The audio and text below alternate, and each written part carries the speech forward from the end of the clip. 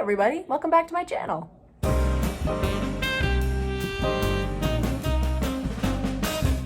Anyways, what's the word? Anything new happen? I mean, I feel like nothing much has gone down since we last talked. Pretty quiet here. Kidding! It's been a wacky few weeks here. I don't know where all of you are watching from, but regardless, there's been a lot going on in the world lately. I'm not going to sit here in front of you and pretend to have any answers to anything, but I was just having a conversation with a friend the other day. We were talking about how important it is to lead with compassion during these trying times. I think we all just need to remember that pretty much everyone is a little bit scared right now. I know there's a lot of contentiousness and anger and vitriol out there right now. I would just ask you all to remember that everyone you encounter in your day is also a fellow human being, right? We might not agree with everyone all the time, and that's okay, but let's treat everybody with respect. Let's make an effort to lead with compassion. And you're all welcome here. This is a safe space, and in the vein of Steve from Blue's Clues, I'd like to take a minute to let you talk. I know this sounds silly. Hear me out. I think we've got a lot of crap bottled up inside of us right now. A lot we want to say, or maybe afraid to say, or just haven't been able to release into the ether. And I know some people don't really have that outlet. Some people don't have that safe space to talk to somebody around them, to release all these bottled up thoughts in their head. And like I said, in the vein of Steve from Blue's Clues, what I'm going to do for the next 60 seconds is I'm going to sit here quietly and you can talk to me. As silly as it sounds, I feel that you as a community have been there for me as I've gone through different stages of life over the past year, and I want to be that as well for you. If this is not something you're interested in, that's okay. I'll put a timestamp down below that you can skip to skip past this if it makes you feel weird or uncomfortable. I get it. But I want to create a space for you guys to talk to. Whatever those thoughts may be, feel free starting now to just let them rip.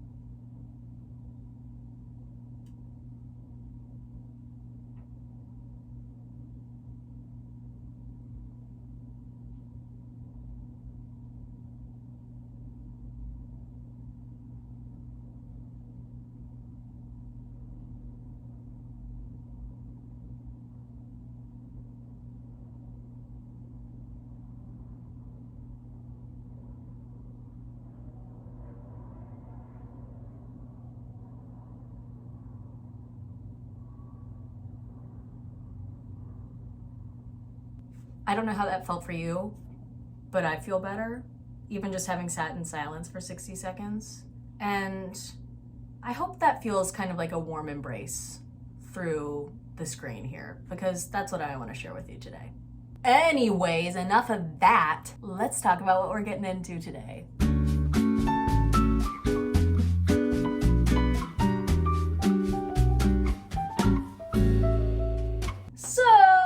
Today we're going to be taking a look at every single Terrifier film, or more acutely, every film that Art the Clown has made an appearance in. I've watched each and every one of them now, and I'm here to give you my takes. My rambling thoughts, my likes, my dislikes, my journey with the Terrifier films, because it has been a journey. And also, it's been a minute, but we are returning to the handcraft. To those of you that might not know, we are making the hand from Talk to Me. So I've done a plaster cast up to this point, and now I'm going to clean up this hand, hopefully shave off some of the stuff that we don't want here, and I'm gonna start painting it and actually making it look like the prop from the movie. So I'll show you what I've collected in order to make this happen. So this is the hand we are trying to recreate. We're going for a sort of worn, weathered, and graffitied, what do they call it? Embalmed hand. That sounds kind of gross, but basically just a cement hand that we're gonna make look a little bit used up and drawn on. In order to get this done, I have some sandpaper from the hand kit so we can smooth this down, some stuff to like pick away at the little bits of cement that kind of were cast in there that we don't want. Then I also got these 2 paints. I think if we mix together this kind of like tannish color and this gray, if you can see it, I'm hoping that it will achieve a sort of like worn down, weathered look. I've never really been the type of person to like attempt at miniatures or models or anything. I was never really artistically inclined with the visual arts, but that's kind of the vibe I'm getting from this. I did love Super 8, and if you remember, they made a lot of little models in that. I also have a packet of paintbrushes here and some Sharpies to graffiti this thing up.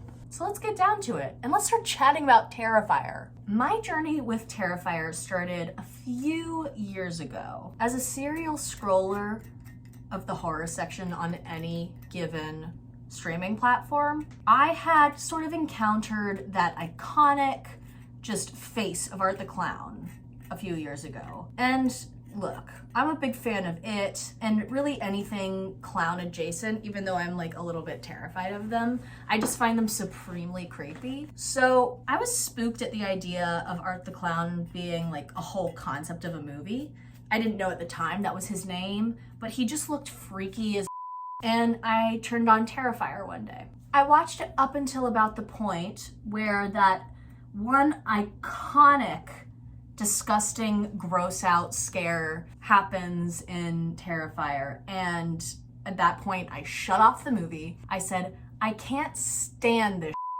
It's sexist, it's disgusting, it's alarming in every way and unfun. Stick with me. At the time, I found it very alarming that people would get into that sort of thing. If you've seen the film, you know exactly what I'm talking about. It's the iconic moment of Terrifier. Funny enough, now I've come full 360 on it, or is it 180? I've gone full 180 on it, and I feel the opposite. I love the movies now. But my initial encounter with the character in movies was that it was grotesque and sexist and led with misogyny. Upon having watched all of the films, though, I don't still hold that opinion, but sometimes it can take you a second to get there. I initially read the films to be kind of misogynistic because of the way that it felt like it targeted women and brutalized their bodies. It felt innately related to sex and gender. Looking at it now, having seen all of the films, I think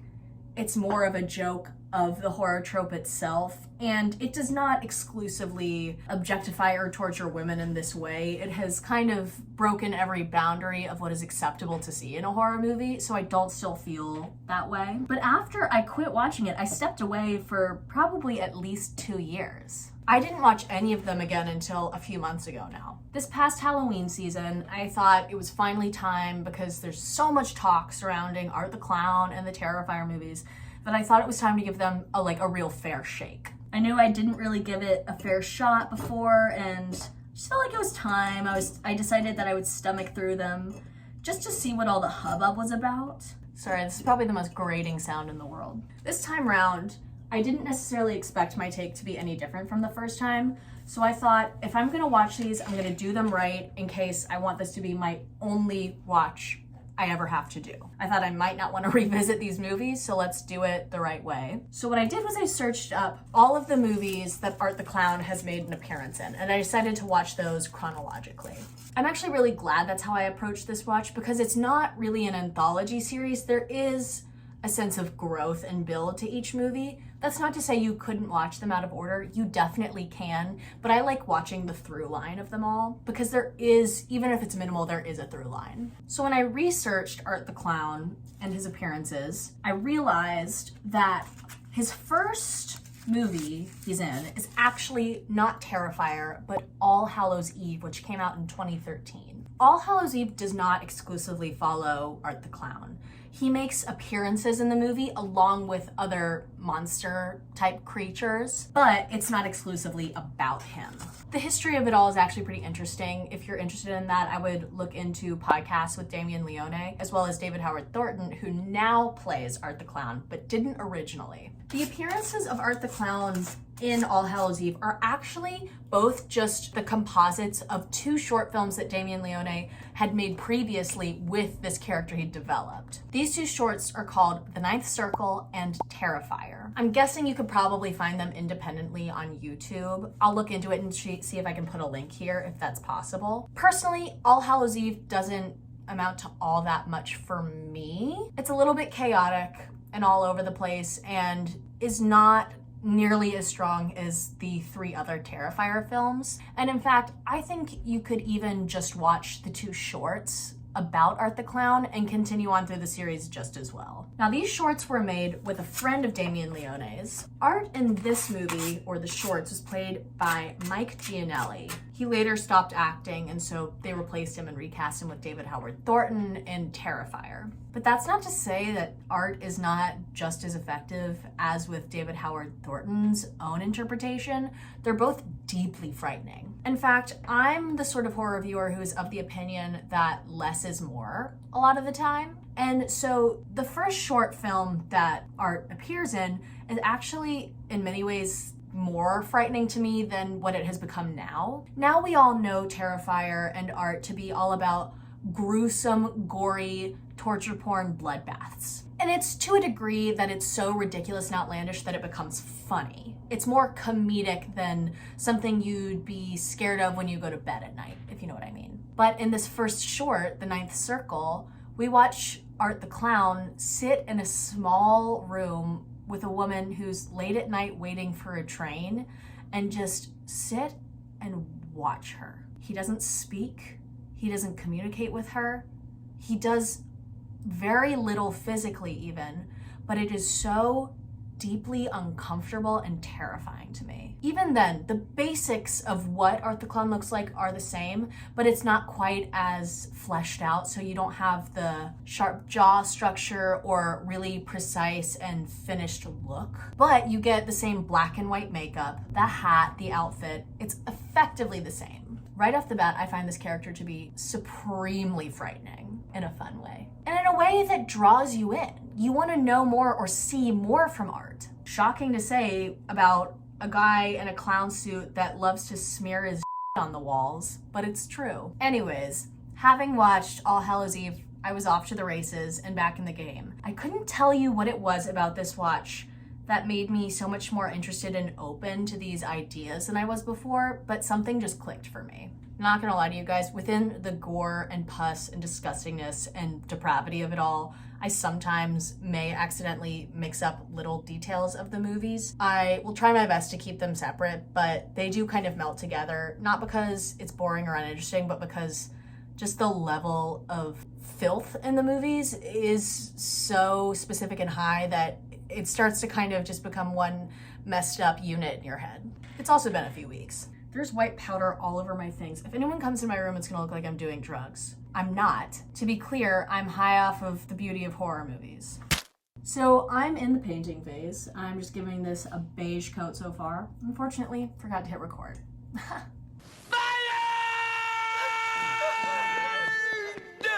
This is actually drying very quickly though, so I think we're gonna be able to get a move on easier than I thought. So All Hallows Eve has come out 3 years ago, and it's 2016. Damien comes crashing into the scene with the most disgusting, gnarly crap that the horror genre has seen in a hot second. Or at least that the horror genre has seen be marketable in a hot second, I would say. Picture this.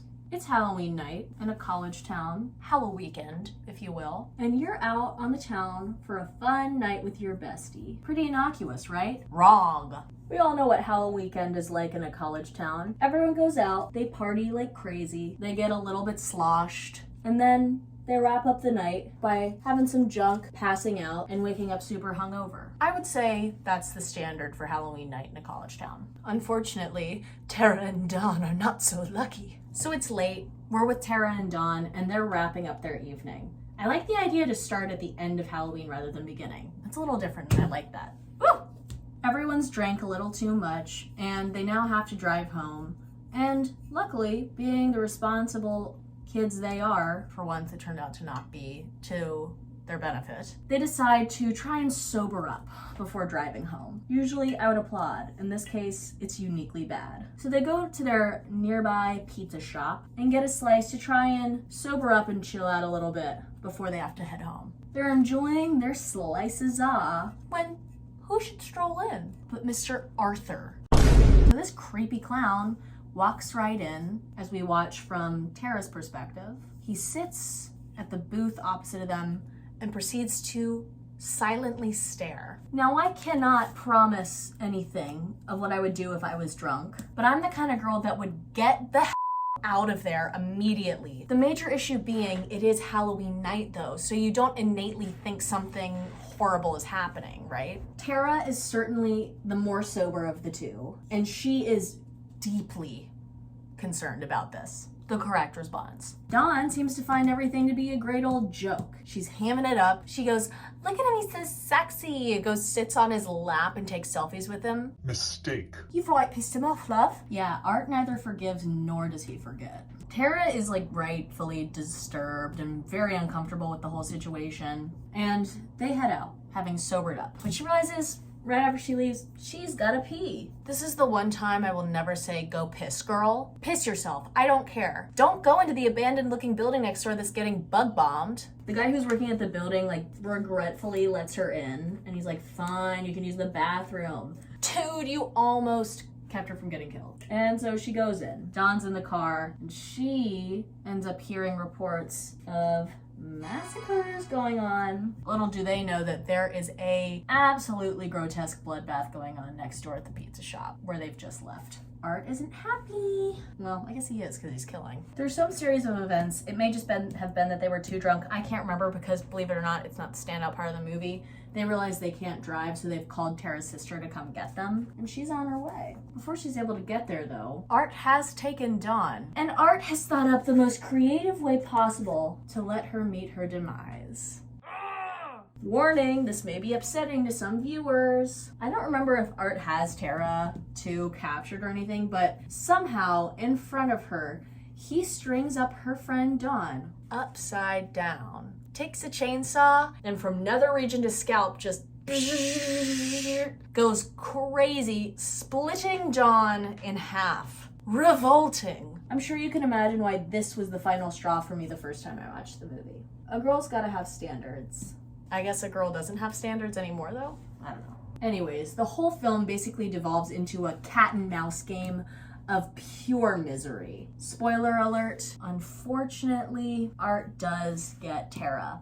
She gives great final girl energy, but she unfortunately does not make it out of this one. Victoria, however, her sister, does make it out. Barely, and not in good shape. I could talk more about the movie, but it would really be me just explaining the whole plot, and you'd rather just watch it, trust me. It's a lot of fun. For the first real genuine installment of a Terrifier film, this movie is a lot of fun. It's a perfect Halloween movie. I'm so glad I watched it during the season this year. It's disgusting, it's vile, it's offensive to the senses in every way. But if you like that, you'll enjoy Terrifier. It's gore to a degree that becomes humorous because it's so extravagant and insane that it's not something that you would go home and feel afraid of when you close your eyes, in my opinion. Like I said about the shorts, that's why I found The Ninth Circle to be more unsettling than the Terrifier films themselves, because there are weird guys in subway stations, you know? There are people just like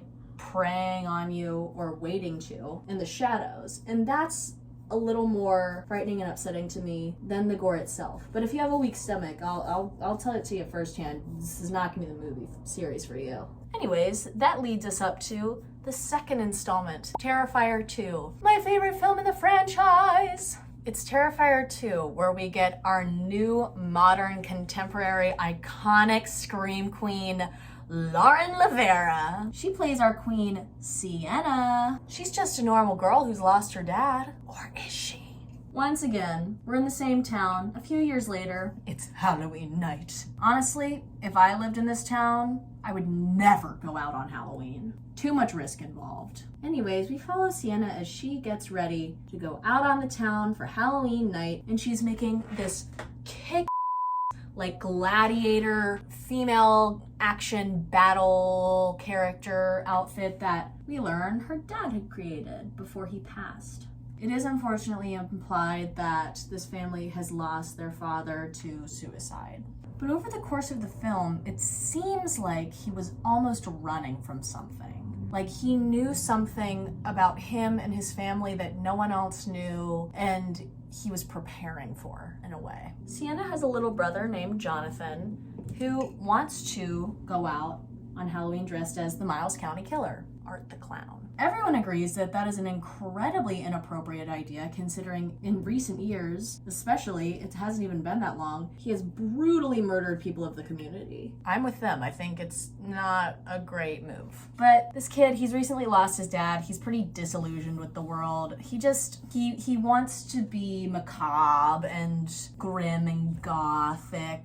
Don't we all? He might change his tune though. Clearly this family is struggling. The mother is played almost as like a caricature. It's not like bad acting at all, I would say. The one playing the mother plays her as kind of a cartoonish version of a mom in a horror movie who's always saying, "Go to your room, shut up, who do you think you are, blah, blah, blah, blah, blah," which I think really works for this series. If this was like a super grounded in reality type film, I would say it was over the top, but it works for what they're doing. This is where things start to get fuzzy for me in terms of like what happened and in what order of the series, because we had the distinct pleasure of getting to follow Sienna and Jonathan again in Terrifier 3. So hang with me. Also, I mean, if you really want to know the details, you're gonna watch these movies. Sienna completes her extraordinarily cool and very impressive Halloween costume. She goes out on the town. Things have started getting weird already. If I remember correctly, she started having dreams about Art. Specifically, like very alarming dreams, and providing us one of the coolest sequences of Terrifier 2, which I believe was kind of the requirement that made it a bigger budget than it could have been. The scene where Art sort of hosts his own children's multicam show. 'Cause food's a little funny at the Clown Cafe. Drop on by the Clown Cafe. Drop on by the Clown Cafe. This is where we start to like really get to see more of the demented cruelty and disgustingness of Art. The way he preys on the young, vulnerable in such a disturbing way, but I hate to say fun, but it's darn fun out here. Things start to become strangely real out of these dreams Sienna's having. She has basically this sword that her father left her that kind of matches this outfit she's made, right? One night as she goes to bed, she falls asleep and there are candles around her room. None of them are lit, but she wakes up to a fire that one of them has started in her room. So she's starting to feel a little crazy, and no one really believes her when she says, "This isn't my fault, I didn't do anything." It's just a really strange, confusing situation for her. All the while, Jonathan's going through his own like puberty and lashing out phase, which is just not helpful to anyone at this moment. Art, unfortunately, puts a target on the backs of Sienna and her family, and one by one moves to take them down. We watch as he brutalizes her mother, extremely unfortunate as she's already lost her father, and then systematically goes after both Sienna and Jonathan. Lest we forget that we watch as Sienna goes out with her best friend as well. Her name is Brooke. And unfortunately, because she decides to be in the vicinity of Sienna, she's dragged into this mess. And uh-oh, what's that? Not only do we have Art causing havoc at this point, but also Art Jr. That's right, we have Little Miss Art the Clown. Little demon girl dressed in a similar costume and causing terror around town with Art. So unfortunately, this is not a balanced fight. It also should be noted that there is a certain quality to Art that is not exclusively human. I've talked with people a lot about how I think one of the most interesting parts about the character that makes him scarier is he just appears to be a human guy who loves to cause pain and torture and misery, and there's no more background than that. But the more you watch, the more it will become apparent that there's some sort of supernatural effect that is also at play here, what I kind of call the Michael Myers effect. Like, by all accounts, Michael Myers is just a guy. just a crazy guy, right? Until you realize at the end of the movie and then the subsequent films that He should be dead. Nothing should be keeping Michael alive at this point, but he just keeps pushing on and getting back up after he's gotten hit. similar with Art. Through the film, we watch as Art just continuously terrorizes this poor family and their friends, and eventually they're lured to A little carnival, more like a theme park, but like a clown funhouse. this is where the final kind of battle takes place. Okay, I think I'm literally inhaling paint fumes. Unfortunately, Brooke doesn't make it. And Jonathan starts to really get close to biting it, but in swoops our kick girl, Sienna. By the end of the film, she's come back with a vengeance. She seems to have a quality to her that we haven't seen yet with any of our characters in the series, and an ability to fight back and a sense of good versus evil that is not quite definable, but you do sense it innately. Not only do we innately sense it, but we really enter the world of the supernatural at the end of the film as Sienna really starts to kick Art's ass.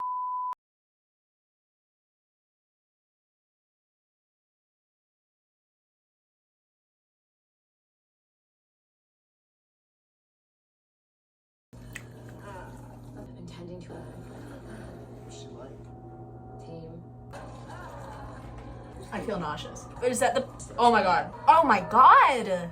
It's kind of slight. So, I was just trying to go back to fact check my thoughts on the ending of the film, and that's what I came upon. I did have to step away for a minute because I'm a yapper at heart, but also this is good because it gave the opportunity for the hand to dry. I know this doesn't look different to you probably, but it's kind of giving the more weathered, worn down look that I wanted than just like white. It's a detail that I like. I feel like it does look kind of crap if you look up close, but it doesn't have to be perfect. It just needs to like suggest. Anyways, what I was trying to get at was, so Sienna, she's a being of good in the way that she's antithetical to Art being like a being of evil, right? So she's kind of like there to fight him. And she's kind of like plunged into sort of another world and is able to like successfully like beat him in this round. Because like I was saying, like in the Michael Myers way, he can't really be like truly beaten. That we've seen yet. I mean, you never know what Damien's gonna do in his upcoming movies because, God, when we can talk about Terrifier 3, he does some messed up stuff. But you never know what's coming, really, is what I mean to say. Also, side note, I would just like to make a point that I love that he's named Damien after The Omen, and that his passion for horror comes from his mother. I'm the same way. My dad gave me my passion for horror, which is very funny to me, but I still find that amusing. All right, while we talk about Terrifier 3, I think I'm going to start writing names on this son of a gun. I think I'm getting paranoid because it sounded like there was someone on my roof. Too much Terrifier. Anyways, I had binged all these movies because I knew Terrifier 3 was happen and it was in theaters, right? So I was like, I want to catch this on its theatrical release. I'm gonna put my name first because it has to be first. I don't think I want much red. Like there's not a lot of that, but I feel like a dash here and there might be cool. Okay, I already think it's starting to look incredibly cooler just with a few names. Anyways, so come time to see Terrifier 3 in theaters. Am I concerned I'm gonna vomit? Yeah, maybe. Does that stop me from going? No. Does it stop me from getting snacks? Honestly, I don't remember. I can't remember if I had snacks or not. Not the point. As we all know, Terrifier 3 is the Terrifier where we get Santa art, which on its own I think is very funny. I think we can all agree on that. The gag of it all is that in Terrifier 3, while we've had through lines of little characters even from the actual original first All Hallows Eve, Terrifier 3 is the first one where we're having like a real actual continuation of the plot in a way that's really distinct, I should say. Fortunate for us because it's fun, but unfortunate for them, we are actually watching Sienna being terrorized again. And not only Sienna, but Sienna and Jonathan. They're just trying to recover and live their normal lives. She's been through a psych ward. Jonathan's in college. They're just trying to continue on. But no, because Art isn't.